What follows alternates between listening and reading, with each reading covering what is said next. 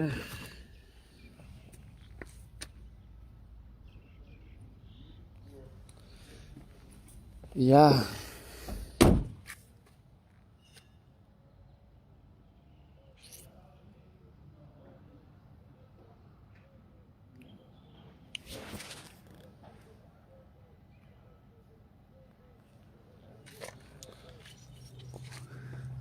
Good morning to everyone.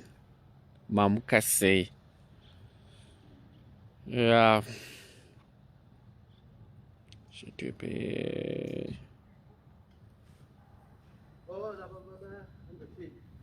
Yes, sir. How are you, sir? Yeah.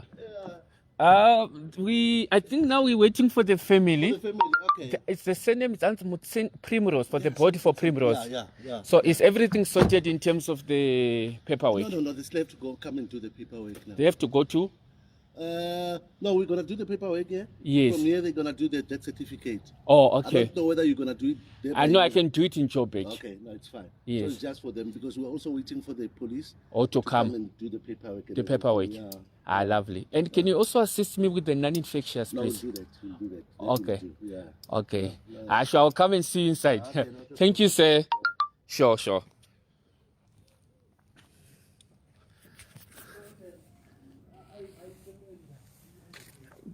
Good morning. Wanda tapabasa takutaura nevakuru saka unotongosvininipisawo kana uri pabasa pevamwe vanhu. So we are in Mpumalamga. Tamboya kuzotoya nevhani. Muri kungoona motikari yedu iyo iri apa iyi. Motikari kebasa. Tauya kuzoita board removal. Continue. We came to do the board removal. Hi, good morning Adelaide. Hope you are well. Achera. Saka hanzi basa mangwanani guys, hapana nguva yekuzorora. Tamuka na 2 a.m. and then we have to go and see another family. After that, ndobva tauya kuno kuMpumalanga. Saka tichibva kunoku tikudzokera kuMpumalanga again. Sorry, kune family yataona iye ine hanzvadzi yanga ichichema yemukomana akashaika ukumushoya.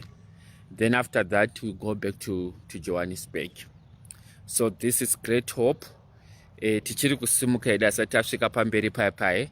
Pachatinongotaura ndechekuti pese patiri kufamba tichiita basa tikusiya matsiko. And a lot of people have been asking about Great Hope and so on. Guys, we also have got a website, www.greathope, and also our Facebook page. And vese vari kurifeya vanhu vakawanda. I think this body ish yatiri kutora, the relatives they are in UK ndo akaconducta the family in Mpumalanga kuti please mawirwa nedambudziko vanga vatsvaga mamwe macompanies akangosiyana-siyanawo vakataiwa toda kuti Mukoma boys vaite basa. Saka thank you very much. We guarantee you kuti zvese zvichafamba mune zvakanaka. And hatina dambudziko ramunombosangana naro. Maona nachitaura nemaofficials, they came to greet us. Cheta paperwork yedu. Chingopedza paperwork yedu. We take the body to Johannesburg. Nasingani chitatu, zvidawo kuti body yende mangwana. I know vanhu vanogara mabodies, paperwork iri kutinetsa South Africa, achaziva zvokuita sei, chichi. Aiwa. Mabhodhi zveshe vanogara 1 week vanhu vachingomhanya tiri kuita paperwork tiri kuita sei. Isusu tinogona kushanda nevanhu. I want to thank all the people who always support us. Department of Health, Environmental Health in Zimbabwe, they sent the clearance in time. South African Home Affairs, they give me the death certificate nekukasika. Our embassy, our consulate in Johannesburg, good job, excellent. I have nothing bad to say about the excellent. Vanomhanya kuti mapapers angu amunetsafa. Ameno kana umwe achinetsekana nawo angu. But ini ndinongotumira mapapers angu akakwana. Ane zvese zvinodikanwa. Kana pane zvakashota, they always say kuti Mukoma boys gadzirisai zvakati togadzirisa. Department of Health yemuno South Africa, perfect. Ndakatumira clearance angu, mapapers angu. Caroline, she'll make sure kuti amunets adzoswa same day. That's why you see sometimes it's easier for me to repatriate the body same day. Like ndichangotora body ndomhanya izvozvi nichingosvika kuhoma face gaga total death certificate redu totumira mapapers edu kuZimbabwe kuenvironmental health, chidzoka kuenvironmental health straight kuembassy, achibva kuembassy kudepartment of health 4-5 o'clock ndenge ndani mapermits angu ese, body yakurepatriatwa kuZimbabwe, yakuendeswa kuZimbabwe. So we always make sure kuti tinomhanya. Saka mimi zvamunoita ndezvo sometimes munovhunduka moti regai tiende kumakambani mahombe. Ya zvina kushata, but kuko vakawandirwa kunenge kune masecuse akadai, mumwe afirwa. Saka wo mapapers ako akatosvika anogona kutomboiswa paside zonzi da kusenzeswa nekit kushandisa queue. So sometimes anogona vane challenge yemotikari, kuti motikari dzavo dzese dziri busy and so on and so. Makungonzwa nzi mapemit asati aita tane zvatiri kugadzirisa. Sometimes paperwork inenge yaita seyanaka. So isusu we make sure at Great Hope kuti we give excellent and quality service to our clients. I will tell you, I'm repatriating this body now. Pano Mpumalamga ndikubisa body. I can tell you that there's a possibility that even today this body can go to Zimbabwe. Munatorwa nhasi China anenge atiwa muZimbabwe. Kana wada kuradzika mangwana body ichisvika vakazoti radzikwe Friday, they can do that. But it's all about working with people, knowing your job, kuita nemoyo wako wese. Anditi ndo zvinoita kuti tishande pamwe chete zvinhu zvibudirire. Anditi saka ndo patiri panapa. It was just a feedback. I'm still waiting for the family to arrive. Tichionana nawo, tokurukura nawo, tonzwa tobatsirana sei. I tell you, some families, they are very good. I haven't yet received the body from the family. They've already done the payment. Inyaya kuti vanhu vanenge vachitrust service yako. Asi andaonana nawo, taingotaura pafoni, tatongoona patiwa neproof of payment yekuti vatonditoa kuti vamunesi tatokubhadharai mari yenyu. And vanhu vakadaro maclients, vanhu vanenge vatrust the name of the company.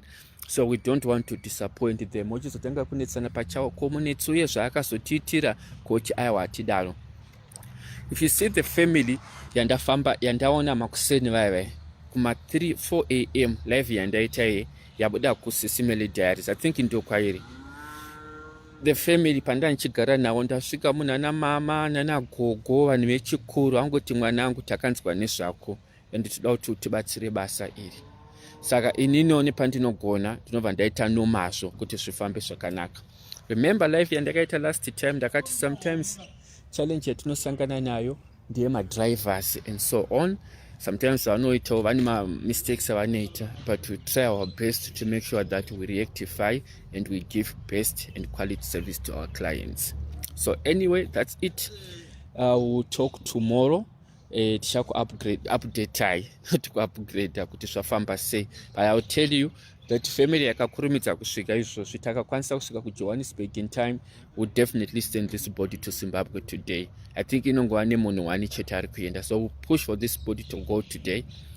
Kana ratadza mangwana makuseni we go. Vataona palive yandaita kuna SIS MELLY diaries, we also push kuti ivo vati vada kuti body isimuke Friday, because the family we also push for the body to leave Friday. So ndo basa redu iroro.